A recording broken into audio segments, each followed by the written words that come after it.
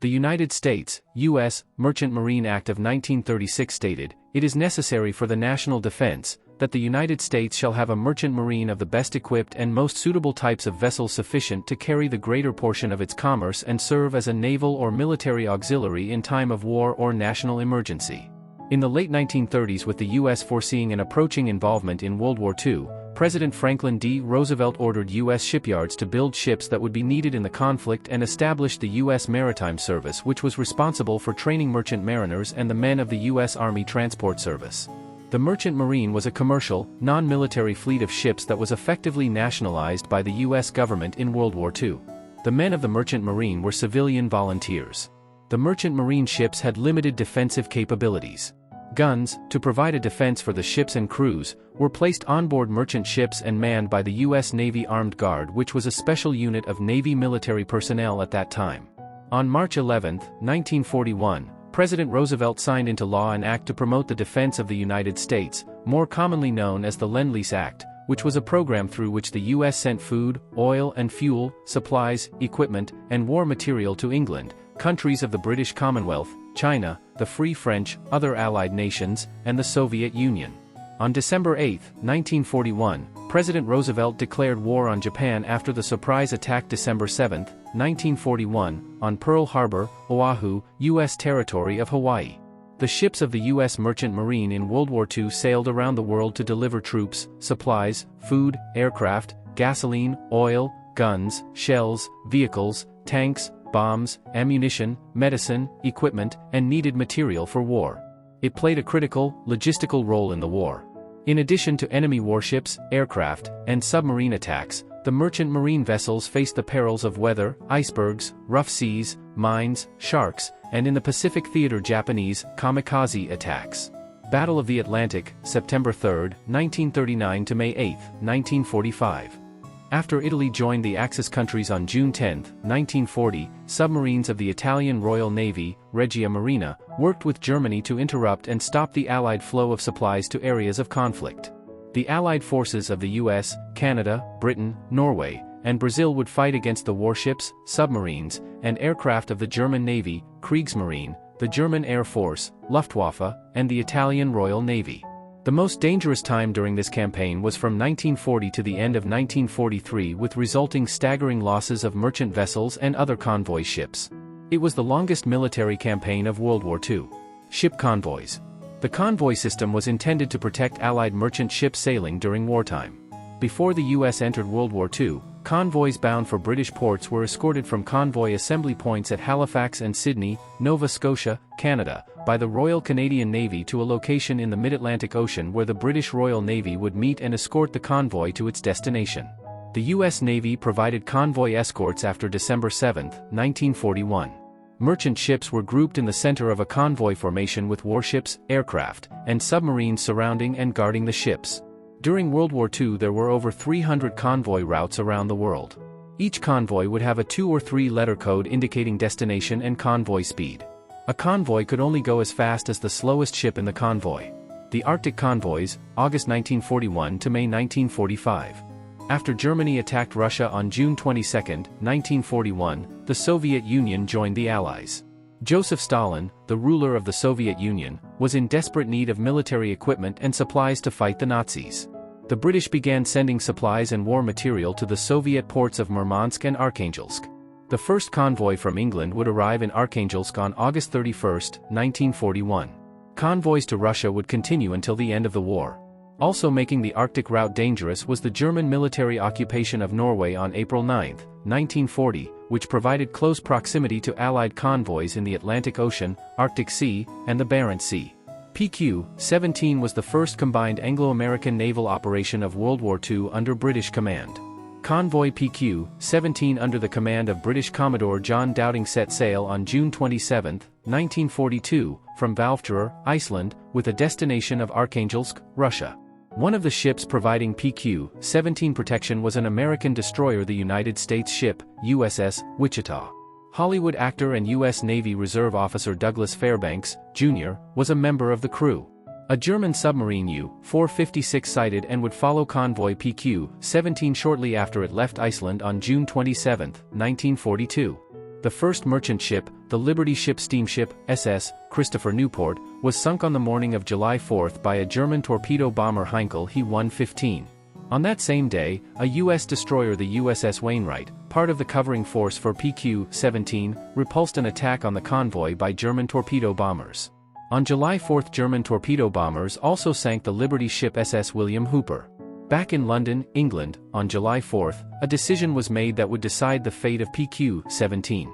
The First Sea Lord and Admiral of the fleet, Sir Alfred Dudley Pound, was notified by Swedish intelligence that German ships including the battleship Tirpitz had left Norway to intercept convoy PQ-17. He consulted with Lieutenant Commander Norman Denning, an intelligence analyst with the Operational Intelligence Center for the Royal Navy, who did not detect any German ship movements at that time, nor did he find any radio traffic, messages from the Norwegian resistance, or any other threat to support the rumor of the sailing of the Tirpitz. Despite conflicting information about the Tirpitz, Admiral Pound ordered PQ-17 protection ships to withdraw at high speed westward, to repulse the German ships, and ordered the remaining ships in the convoy to scatter and make their own way to Russian ports. Convoy PQ-17 was abandoned when the close and distant Allied convoy protection ships were ordered to detach from the convoy. The merchant ships were left to plan their individual routes to Russia with ship compasses that were sometimes inaccurate in that part of the world. It was summer in the Arctic. There was no place to hide in the dark because there was no darkness at that time of the year. And the ships had limited defensive capabilities. The Germans, surprised at what happened, took advantage of every opportunity to sink the merchant vessels. The Tirpitz did leave Norway on July 5 to intercept PQ-17 but returned to port that same day because German bombers and submarines had already been very successful in destroying the convoy. Of the 35 merchant ships that left Iceland, only 11 would eventually reach a port in Russia. 153 merchant mariners were lost. In addition to men and ships, it was reported that war material, equipment, and supplies lost included 200 aircraft, 3,300 trucks, 435 tanks, and other war supplies that could equip 50,000 men. Stalin was said to be angry and unable to understand how such a disaster could happen and questioned why convoy protection was removed. This incident would drive a wedge of distrust between the Soviet Union and the Allies. The Arctic supply route was halted temporarily as convoy plans were studied. On September 2, 1942, convoy PQ-18 left Lochue, Scotland, and sailed with additional escort ships to provide protection. Story of World War II merchant mariner Frank E. Scott. Frank Edward Scott. Oral history interview for the National Museum of the Pacific War in Fredericksburg, Texas, on October 25, 2010. He was interviewed in San Antonio, Texas. Frank Scott was born in Pine Bluff, Arkansas, on May 9, 1925. He had two brothers, Dale and Quincy. In 1936 his family moved to San Antonio, Texas. He was playing touch football on December 7, 1941, when he heard about the surprise Japanese attack on Pearl Harbor. After graduating from Brackenridge High School in San Antonio in 1943, Frank went to the Merchant Marine recruiting office in the city to volunteer for service. Frank traveled to a maritime service base in St. Petersburg, Florida, for basic merchant seaman training in August 1943. The training staff at the base found out he had taught swimming in San Antonio and asked him to stay on and teach survival swimming to recruits. There was no pool at the school at the time, so Frank taught new recruits survival skills in the Gulf of Mexico. Two of the survival skills he taught were how to make a life jacket from trousers and how to jump off a tower into the water, which simulated jumping from a ship. January 3, 1944, the SS Washita. Frank's first assignment at sea was on the oil tanker SS Washita. The tanker traveled in a convoy of about 200 ships to Swansea in Wales, England. The convoy was not attacked, but at that time in the war the Atlantic route was less threatened by German submarines. The Washita traveled back to the U.S., and Frank was discharged on February 2, 1944, upon fulfillment of his contract. At this period of time in World War II, troops and supplies were being stockpiled in England in preparation for the closely guarded secret of the Normandy, France, invasion plan for June of 1944. The Merchant Marine, being a non-military organization, had different requirements regarding its crews. A merchant seaman signed a contract to serve on a specific ship which may make one or more trips to various destinations. Upon completion of the contract he had the choice to sign another contract. If he did not sign another contract within 30 days, he became eligible for the military draft. April 20, 1944, the Liberty ship SS Samuel McIntyre. After a visit with his family in San Antonio, Frank signed his second contract and sailed on a cargo ship, the Liberty ship SS Samuel McIntyre. He would serve almost 9 months on the ship. The ship's captain, who Frank estimated to be around 65 years old, was from Scotland and had been called back into service out of retirement. Job responsibilities and life aboard a merchant ship. In his interview, Frank spoke of his job and duties on a ship. A seaman's duties included deck work, painting, standing watch, steering the ship, among other responsibilities. Schedules for standing watch were midnight to 4 a.m., 4 a.m. to 8 a.m., 8 a.m., 12, noon, and so forth. 1/3 of the crew would be on watch at any one time. A watch schedule was 4 hours on and 8 hours off. It was difficult to sleep between standing watch duties when traveling in the northern Atlantic because of the long periods of daylight. Tankers took about 3 days to unload, and cargo ships could take 2 to 4 weeks to unload. When unloading in port, they may work for 24 hours straight. Weather was always a factor. Storms could wreak havoc on ships and convoys. Crews could average around 40 to 50 merchant mariners and about 35 Navy armed guard. Typical gun placements on merchant ships were 5-inch guns on the bow, 8-inch long-range guns on the stern, and a dozen or so anti-aircraft guns. Barrage balloons were sometimes used to deter German aircraft from attacking a ship. When leaving the U.S., the crew didn't always know the ship's destination. If the destination was the Arctic or northern Atlantic, cold weather gear and clothing was handed out after about 24 hours at sea. If ships in a convoy were sunk, destroyers or dedicated rescue ships would pick up survivors, if possible. Frank's experiences on the SS Samuel McIntyre. Frank would sometimes take over steering the ship when a particular seaman got shaky or nervous in rough seas. That seaman had survived the sinking of 5 ships. On a voyage to Cardiff, England, the ship had a closely guarded P-51 Mustang fighter plane on the deck, along with tanks, and in preparation for the invasion of Normandy, hundreds of full 5-gallon gas cans cabled to the deck.